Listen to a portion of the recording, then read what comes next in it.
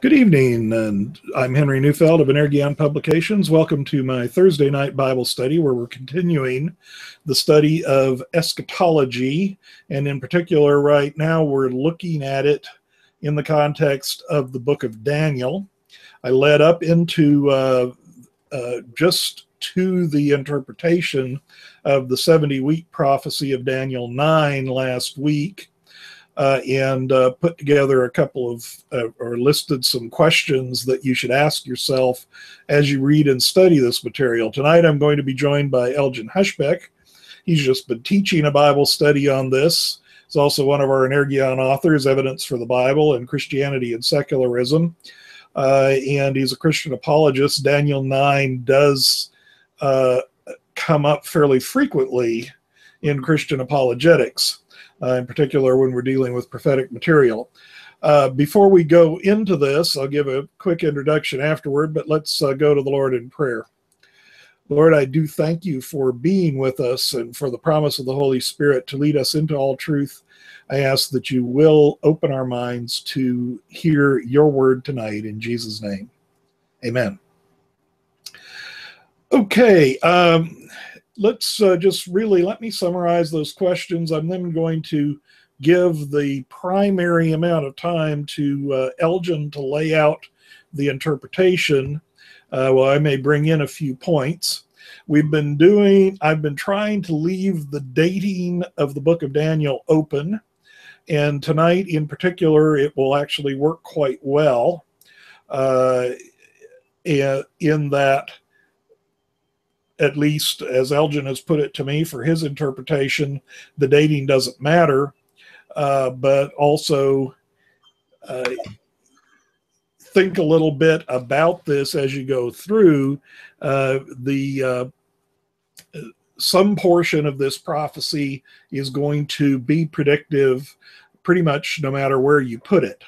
Now, one of the other questions that I think we should keep in mind is the relationship between the chapters of Daniel, and the reason I say between the chapters, specifically between the visions. So we have Daniel 2, Daniel 7 are very closely parallel. Daniel 8, you get into more questionable parallel, especially as you go down to the conclusion of that prophecy. There's much more to debate there. And then Daniel 9 becomes very interesting. How important is the 70 weeks or the 70-year prophecy of Jeremiah in bringing the whole thing up? And how much is this interpreting the vision? And the reason I bring that up especially is growing up as a Seventh-day Adventist. Seventh-day Adventist Bible commentary says this is interpreting the vision of Daniel 8, which is a very interesting point of view. Having said all of that, I'm going to give the time here to Elgin, and I'm going to only interrupt him occasionally.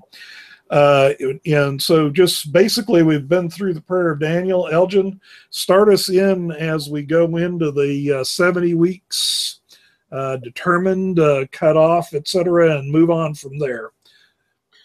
Okay, well, this is one of the more amazing passages in the Old Testament, and I'm getting a bit of an echo there, Henry, if you could, thanks.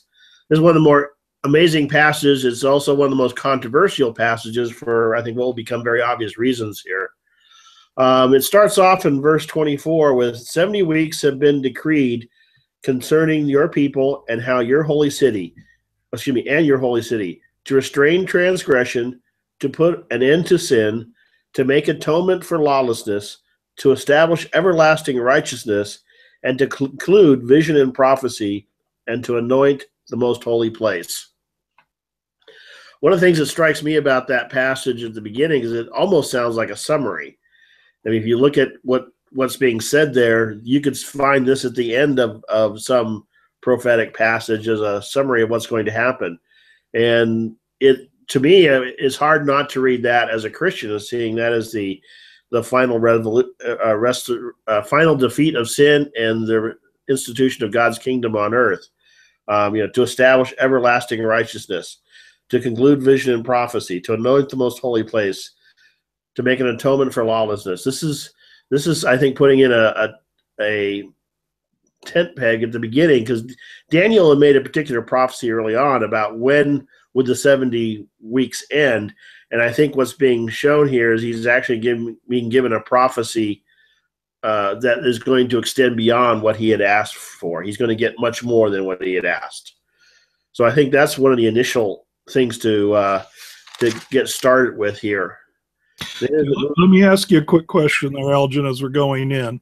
How would you distinguish this from, say, a Jewish reading that would say that this is talking about the inauguration of the Messianic age from their point of view?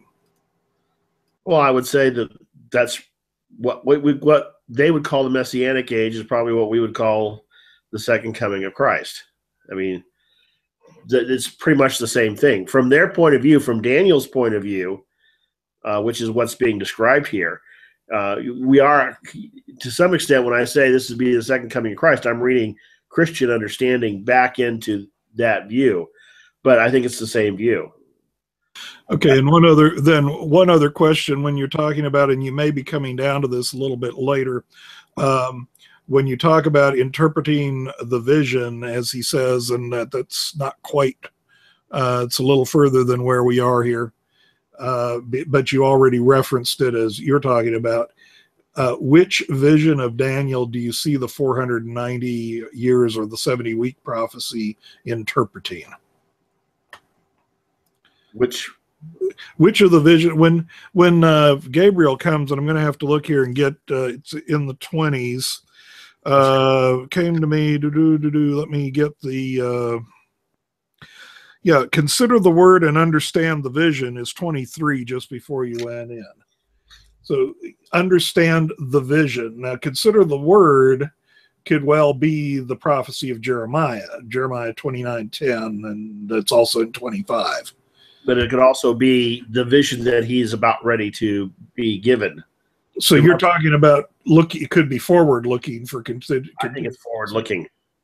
I think he had asked about Jeremiah's prophecy, but I think that he's now being told that this is going far beyond, because Jeremiah's prophecy is about when the Jews would return from exile. And this is clearly going, at least from that introductory statement in verse 24, this is going far beyond that. He wanted to know when the Jews would return to Jerusalem, and now he's being told that this is when the holy city will be, conclude visions, restore or end lawlessness. Okay, most of us, I don't want to get too hung up here, but it is, there are so many things about this that can get very confusing. So I want to be sure where you are. Most of us would consider the 70-year prophecy of Jeremiah, which Daniel says he was meditating on at the beginning of Daniel 9. We talked about that last week. Most of them would consider that to have been fulfilled or to be shortly to be fulfilled, depending on when you're talking about this being written. So what you're saying, the word could still be Jeremiah, but the vision is forward looking.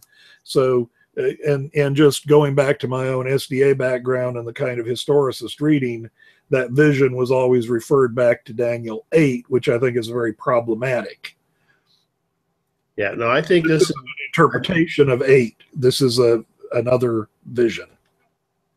Yeah, I think he's being given much more. It says, 70 weeks have been decreed concerning your people and your holy city. So he's essentially being given the history of the Jewish people and Jerusalem till the second coming of Christ, or the Messianic age from Daniel's point of view. Okay, that's the clarification that I wanted there. And let me mention to everybody, I do have the Q&A app active. If you want to ask questions, I'll bring those in. Now go ahead, Elgin. Okay.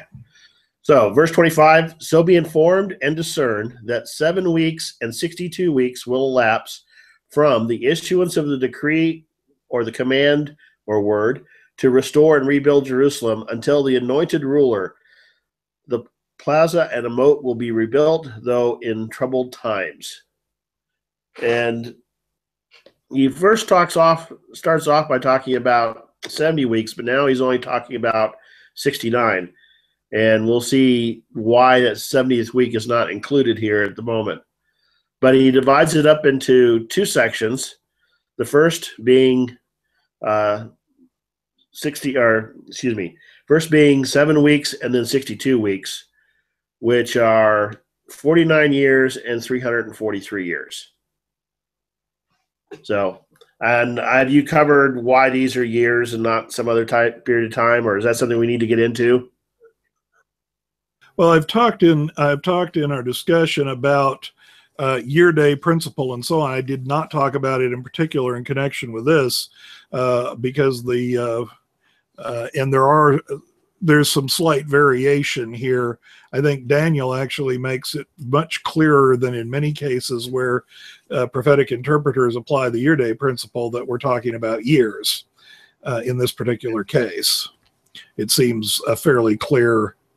As a matter of fact, I've found I don't recall any interpreters offhand who would not accept that this is 70 weeks of years. Yeah. As opposed to days. But yes, we've discussed the principle, just not in connection with this. Okay. Then we'll take it as a given that these are years. So it's two periods.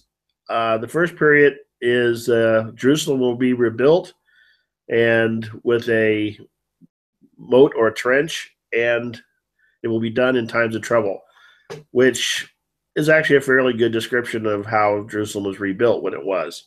But the big key here is, and where do you put the starting point? I think the starting point, to some extent, is pretty clear. That's why I've always had a trouble with it being Jeremiah's prophecy, which is it's from the issuance of the command to restore and rebuild Jerusalem. And the other endpoint is until the anointed ruler. So we have a starting point and an ending point and a number of years in between. So to me, this is why this prophecy is so critical. It's because, for one, it's the one of the very few prophecies that are given a specific period of time, and the period of time is long enough that it can be verified. This is why the date doesn't matter much. Excuse me, because if you held a 2nd century date or a 1st century date, the conclusion of the prophecy, I believe, is still after the end of the time that Daniel was written. So then it becomes, when was this starting point? Well, you have 4 possible options in terms of the decrees allowing the Jews to return back to Jerusalem. You have the decree of Cyrus, which you can find in 2 Chronicles 36. Quite frankly, the dates don't work out here.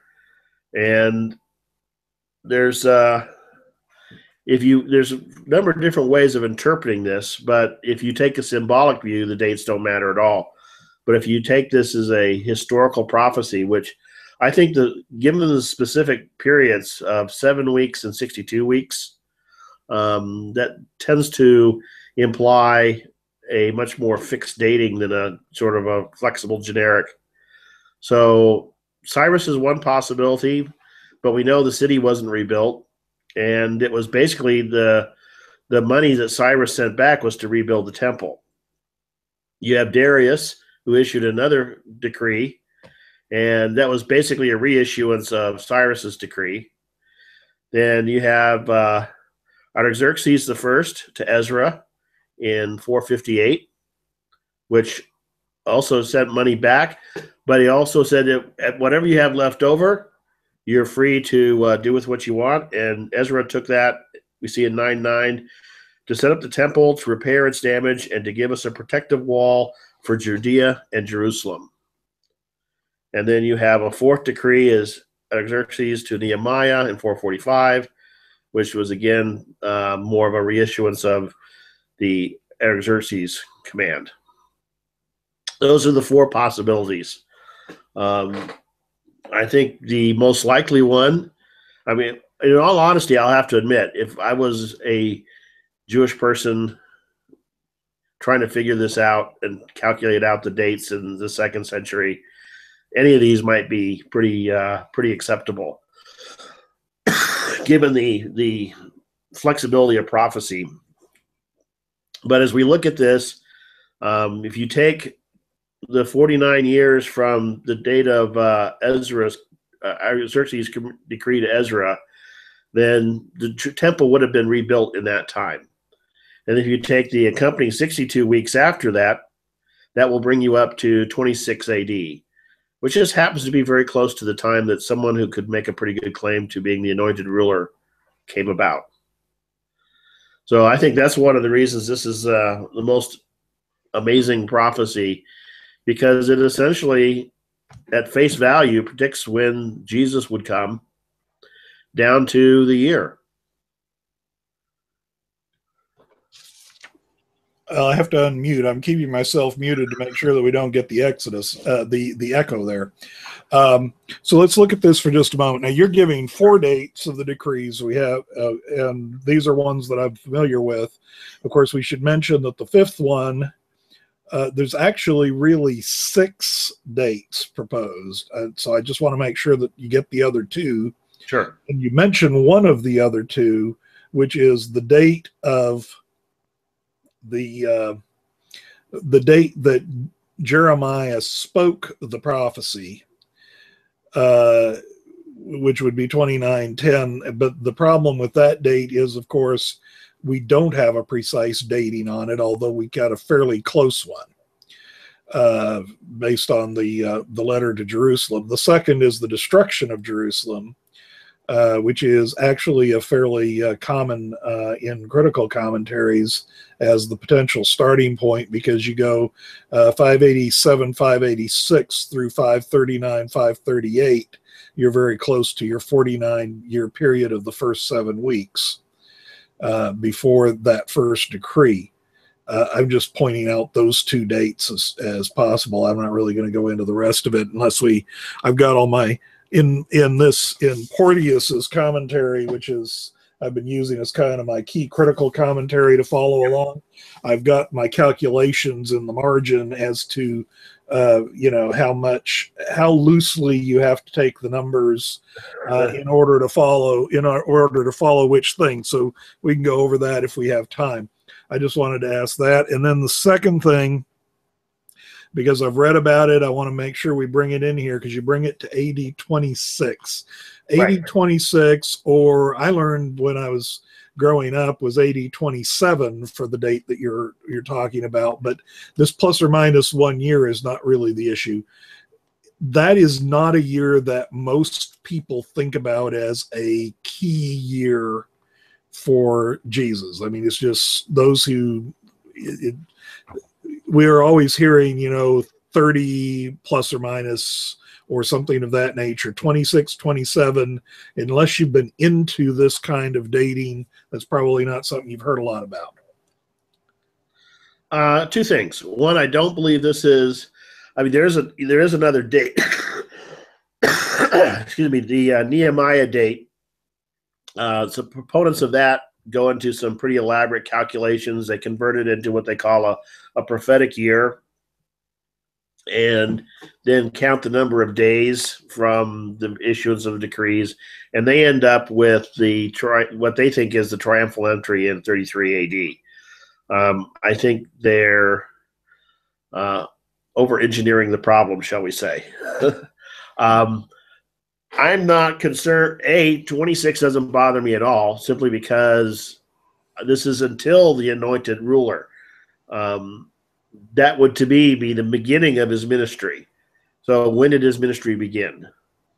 Well, the standard date for his execution is 30 AD. And therefore, if he had a ministry of 3 years or so, that puts him in 26, roughly. Yeah, which would also match the birth approximately 4 BCE would be the if he is born before Herod dies, 4 BCE, which would make him 30 years old, which would match the about 30 years to begin the ministry. So your prophecy would run from the 457, 458 date. And by the way, I'm giving these because you're going to read both of those years in commentaries, and it has a lot to do with talking about accession year dating, the exact months, And people talk about whether they're dating it from the beginning of Ezra's work.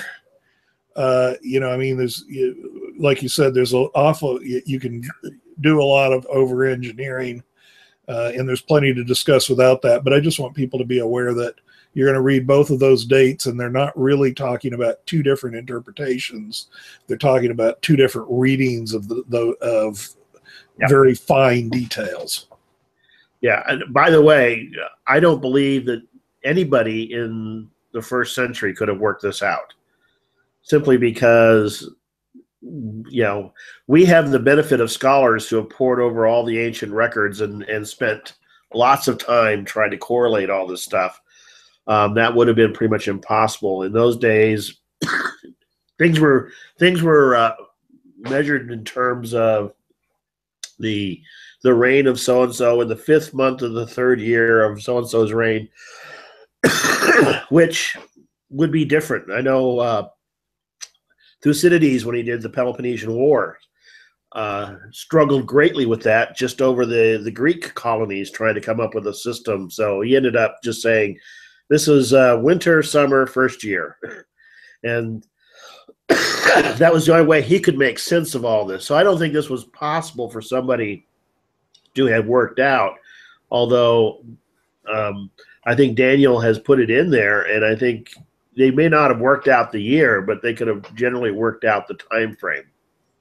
Okay, let me just bring in there then, while we're talking, some of these marginal numbers that I was doing, because this, how much can they work out, has to do with the dating. Now, Porteous is my, because I don't want to have to try to follow multiple people. He's the one I'm following for a 2nd century dating commentary. So he would interpret this. We've got 457, 458, 49 years for the first 7 weeks is the building. After that, you have the 62 weeks, which lead us to AD 26, AD 27, and then we could talk about the separated week later. Porteous and a good number of critical scholars would follow this, which is 586 is the destruction of Jerusalem, approximately 49 years later. This is only about 1 year out to 539, 538 for the decree of Cyrus, which is what they use for the first 7 weeks. And then from there to the time of Antiochus Epiphanes, which is for them the start of the 7th week. And remember, when Elgin was talking about the different approaches, well, one of the ways you can distinguish is, where does the 70th week wind up? Well, for this view, the 70th week winds up in the middle of the 2nd century, approximately 170 to 163, which would be 369 years, whereas 62 weeks would be 434. So you're talking about somewhere around a week of years worth of variance over that period of time in order to match in that time frame. I'm not really trying to argue one thing or another. I'm just pointing out that would be the pattern that you would get there. So let's stick with yours again, Elgin. Okay, yeah, I just want to go back and say, one of the things I've always had trouble with that particular view, I've heard it before, is that, the passage says, be informed and discern that 70 weeks and 62 weeks will elapse from the issuance of the command to restore and rebuild Jerusalem until the anointed ruler. And how they get the destruction of Jerusalem to match the restoration of Jerusalem, I'm a little unclear. Well, I think that that's probably one of the weaker points, although you're only modifying it by a very small number of years if it's from the actual statement of the prophecy. I think you're doing it by, I don't remember it right now, but I think you're talking 590, so You're talking less than 10 years, but I don't know how much less off the top of my head. And that's where, and I mean, it can be read to go not specifically from the destruction, but from the issuance of the word. Now, the argument made, which I'll leave for everybody to make their own interpretation, is that the going forth is the opening time or the start time of the prophecy, which would be 587, 586 when Jerusalem is taken. So anyway, I really wasn't wanting to dig that one too far, because we've got 20,000 variations down where we are to work with, and especially to talk about the cutoff week. And we're going on having spent a half an hour at it. So I do want to try to cover some more of the material at that end of the discussion. Okay. Well, let's go on to the next verse then, which is verse 26. Then after the 62 weeks, the anointed one will be cut down and have nothing. Then the people of the coming ruler will destroy both the city and the sanctuary. Its end will come like a flood, and until the end there will be wars and desolations having been decreed. So this is occurring after the 62 weeks, but before the 70th week, which seems to imply that there's not while the 49 and the 62 are continuous, the 70th is not continuous, because we have this entire verse of things that are going to take place after the end of the 62 weeks, i.e. the coming of the anointed ruler, but before the 70th week, which will be the next verse. And here, the anointed ruler will be cut down and will be killed, have nothing, which I take to interpret that he will leave no visible heir, descendant, dynasty. It will be as if he set up a kingdom and then nothing was left.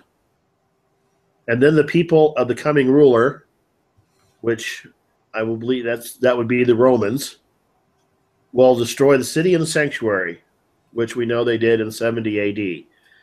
So what we have, not only do we have a prediction of what would happen, that the Messiah would come in 26 AD and begin his ministry, but that for 3.5 years or whatever, it doesn't actually state in the text here, but at some point he will be cut down or killed, that he will seem to leave nothing, and then the people of the coming ruler, again, speaking of sometime in the distant future, will destroy the temple of the city again, which I find very amazing in this prophecy. Daniel's been asking about when they will be able to go and restore Jerusalem.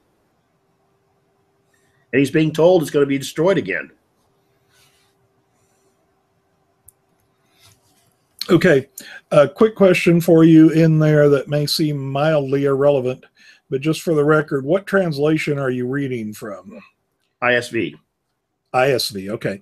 I recommend people to compare, and one of the reasons I ask that question is because if you pull out 2 or 3 versions, or if somebody's following along with you in another version, there are at least half a dozen translation controversies in that.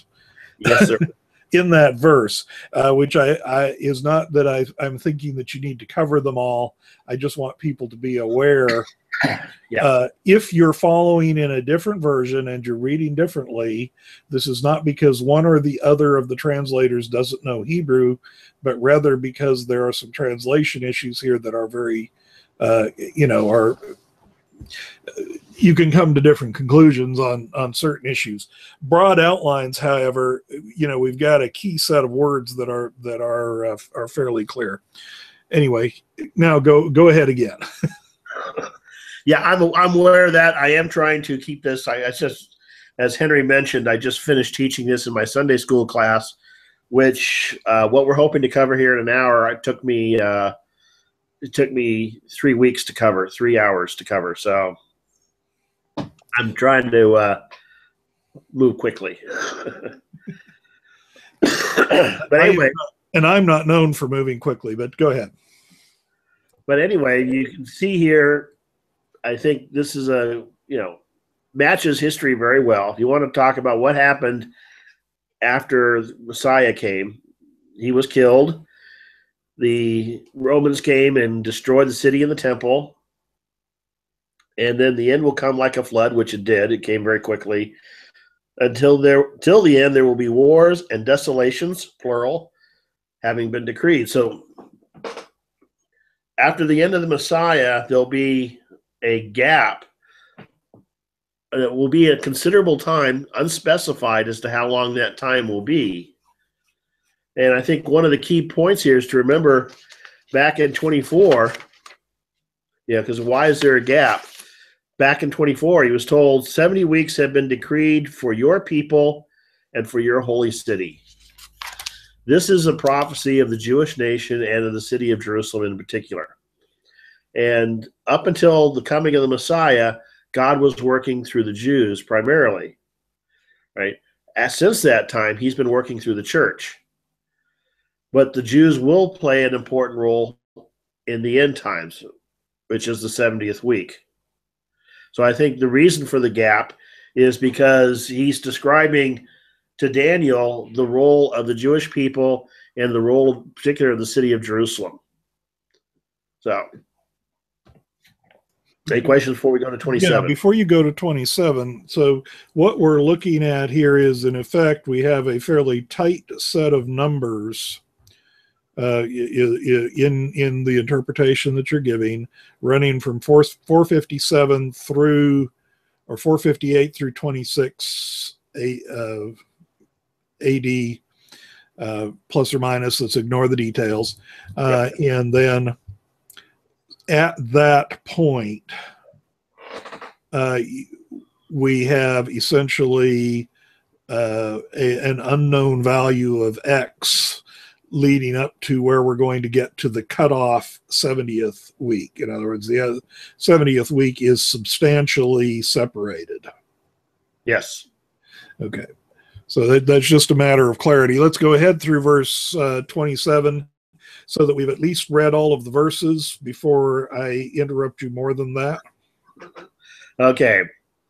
So verse 27, he will make a binding covenant with the many for 1 week, and for half of a week he will suspend both the sacrifice and the grain offering.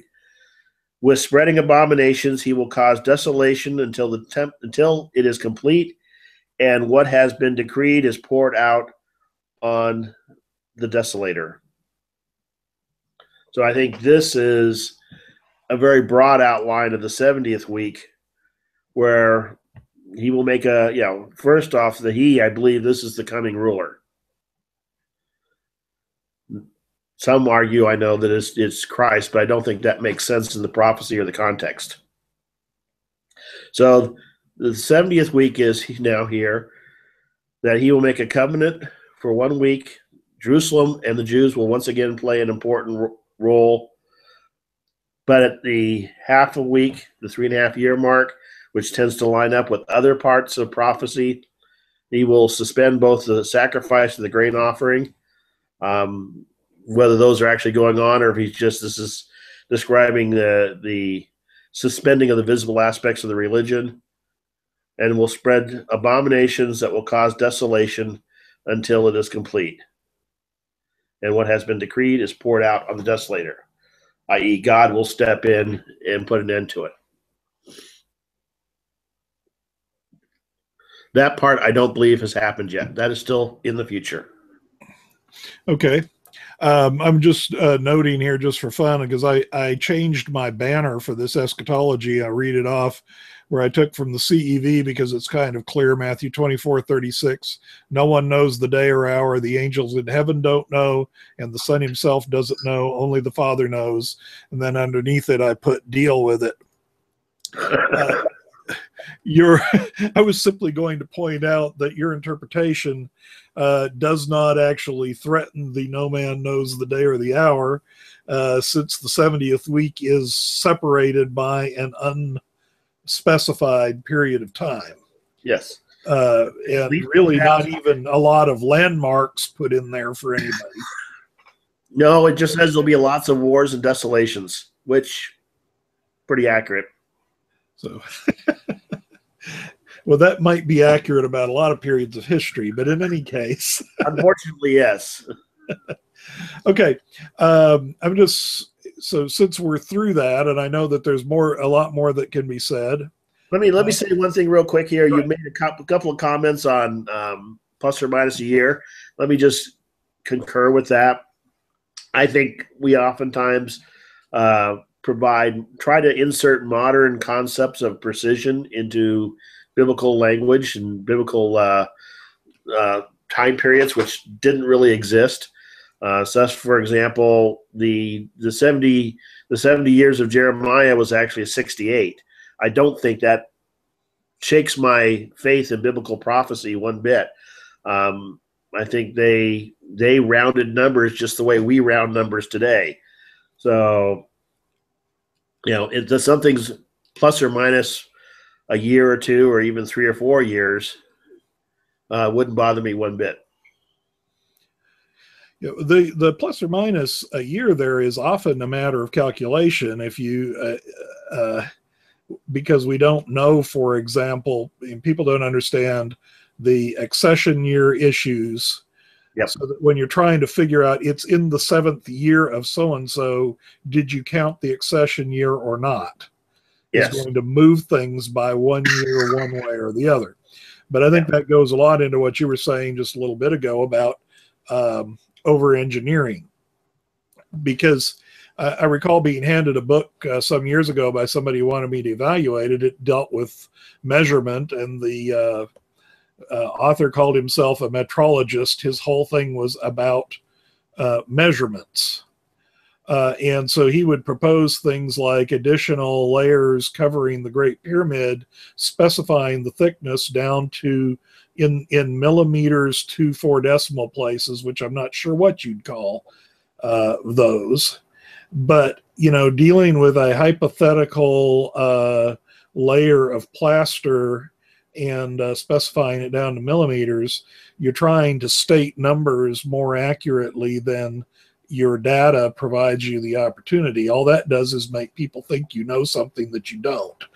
And that's the thing here. So, the 539, 538, the 457, 458, those are all kind of minor issues.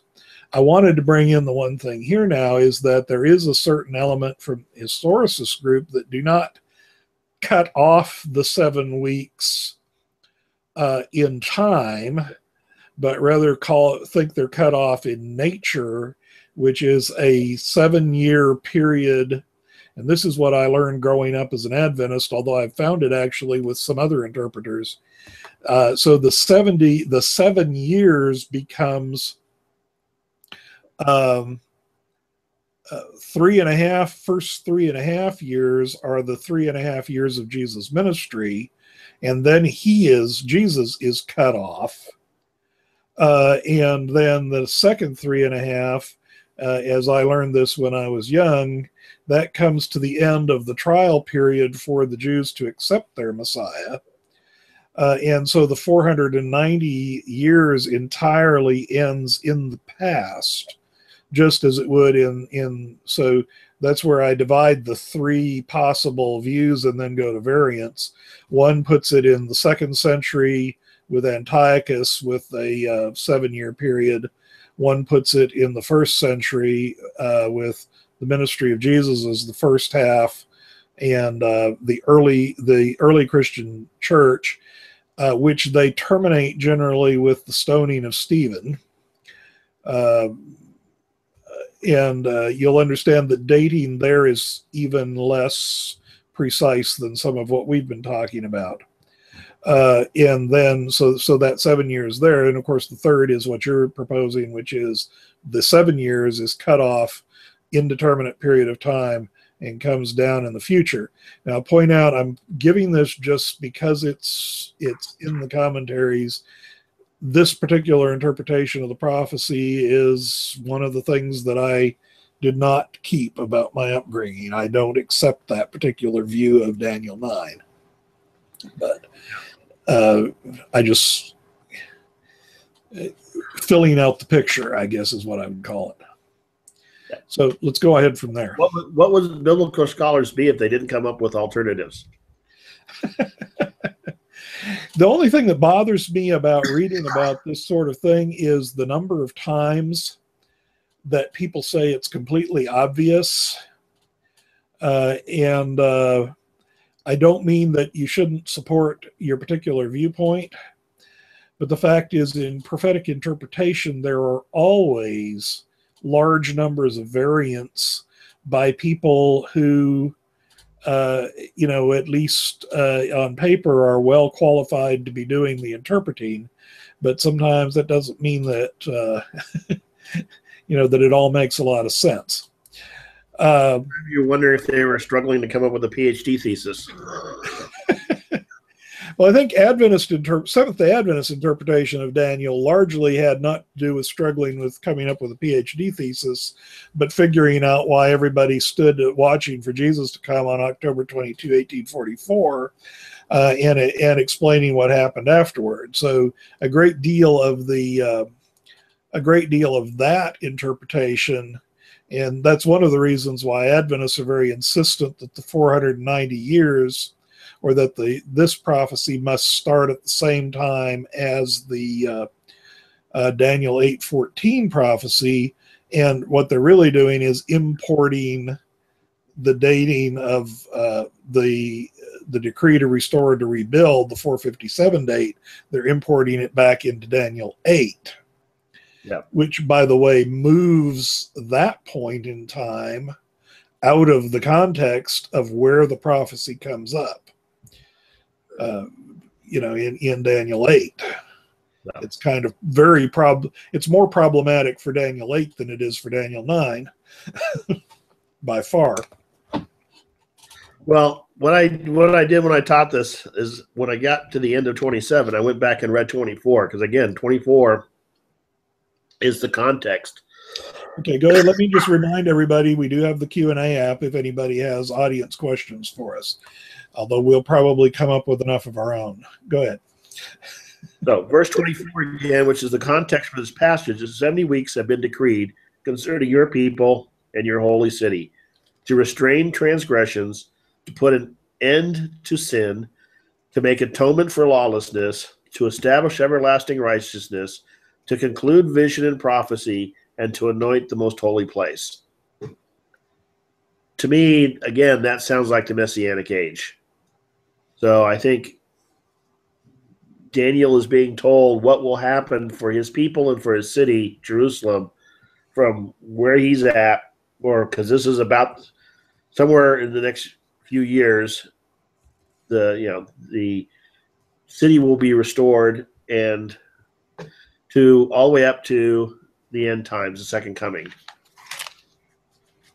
Okay, and as the history of the Jewish people, it's very clearly is particularly talking about the Jewish people in Jerusalem, which is an interesting point about the 7 years as I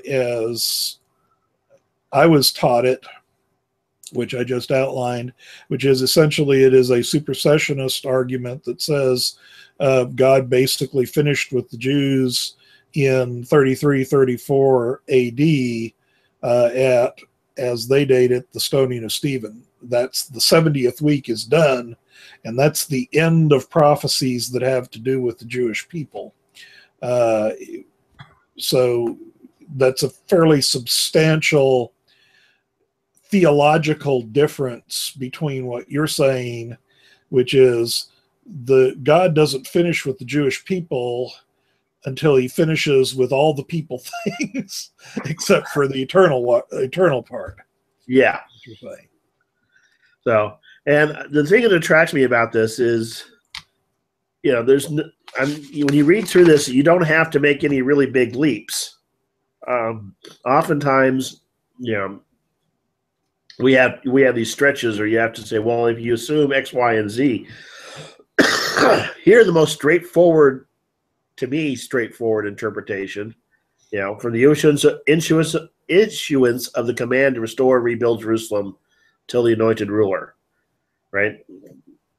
From the time the issuance of the decree till the Messiah comes, right, is the 7 weeks and 62 weeks. And then it talks about how the Messiah will be killed, that the city of Jerusalem, the temple, will be destroyed, and there'll be wars and desolations. Mm-hmm. That lines up with history very well. And so even if you have a 2nd century date for Daniel, that's one heck of a coincidence, especially if it was actually trying to do something else. That by accident, he actually got the year that the Messiah would come. That seems like a pretty, to me, that's a pretty big stretch. But there's also a certain amount of looking backwards involved in that. Yes. That is to say, in other words, you and I both believe that Jesus is the anointed one. Right. And that is going to make a difference in the way that we look, look at the material. So you're not really proposing that this is something that somebody ahead of time would have said, okay, it's 26 and I'm looking, where's the Messiah? Is that, or how likely would you see that? Well, like I said before, when we looked at the 4 possible decrees, I would say if I was in the, prior to Christ coming, right, 2nd century, any one of those would have been suitable. I think a good case could be made for the 3rd one, Artaxerxes to Ezra, which ends up in 26 AD. But I have to be honest to say, prophecy is normally vague enough that it's open to a number of different interpretations. However, when you end up with, after the fact, you look back and you see, okay, how many candidates do we have for messiahs? What's the best known one? Even if you don't believe Jesus is the Messiah, he's clearly the best known candidate, right? And to have Daniel in the 2nd century, assuming a late date, come up with a scheme that starts with his ministry, predicts that he would be killed, which is unusual for a Jew to predict, and then that the temple and Jerusalem would shortly thereafter be destroyed, when he's talking about a prediction of when it would be rebuilt. That's pretty amazing, particularly since all that came to pass. Okay. There's 2 things, because one of the reasons we can call this an hour rather than 3 sessions like you did in your class, is that the purpose of this series is a little bit different, and that we're looking at eschatology. So I'm going to ask you a bit about the 7-year period, the cutoff week, and Revelation and other discussions of the end times in just a moment. But first, I wanted to point out something here, that one of the issues as far as prophecy is concerned that I think concerns some interpreters. We were discussing before we actually came on the fact that somebody who believes in predictive prophecy can still believe in a late date for Daniel. Somebody who does not believe in predictive prophecy has to believe in a late date, and that these things are fulfilled in that time frame. The 2nd century, if you do not believe in predictive prophecy, the one remaining thing that I think is worth keeping on the table is that there's relatively few prophecies that go this far outside of the context of the people who heard them. If we were to include an early dating of what's called 2nd and 3rd Isaiah, the prophecies of Cyrus would fall into that category, where you have a very specific prophecy of somebody who falls well outside of the time frame of the prophet. And of course, that's its own set of controversies, although I will point out very simply that even if there is 2nd Isaiah, the prophecy of Cyrus is still predictive, even brought on by 2nd Isaiah. based on, I think, any rational dating of a second Isaiah. And so we'd have those prophecies, this one. They are an out of the norm set. If you take the whole set of predictive or of prophecy in general, whether predictive or not. Yeah. Well, most prophecy, when it's predictive, most prophecy isn't predictive. Most prophecy is God's message to people living at the time, usually along the lines of clean up your act. But when it is predictive, it's usually short-term predictive, so that the people alive would verify the prophet, right? Which for us today is not very helpful, because most of those prophecies, we don't have a fine enough filter to be able to say for certain the prophecy was written before the event that it predicts. But there are a few that are much more long term. This is one of them, and it's unusual.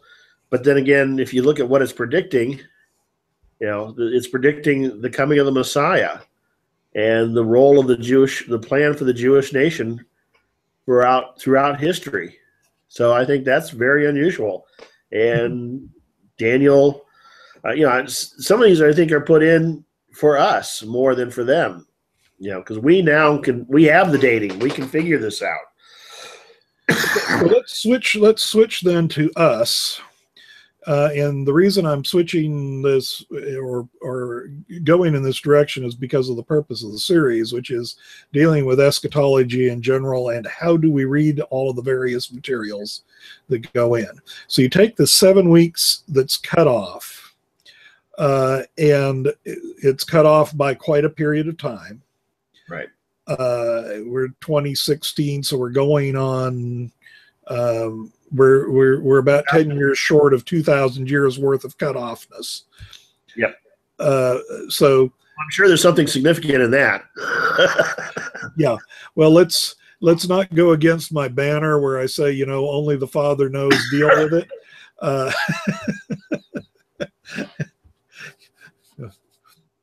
I always loved the cartoon about the Mayan calendar where the guy was running out of rock to chisel in dates. And he says, I think we'll stop it here. That'll drive them nuts in 2012. It did. What I want is, though, how do you pin the 70th week to particular other prophetic passages?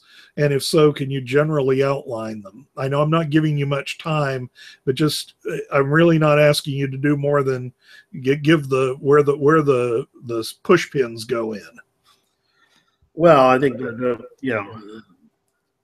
I do not consider myself an expert on eschatology.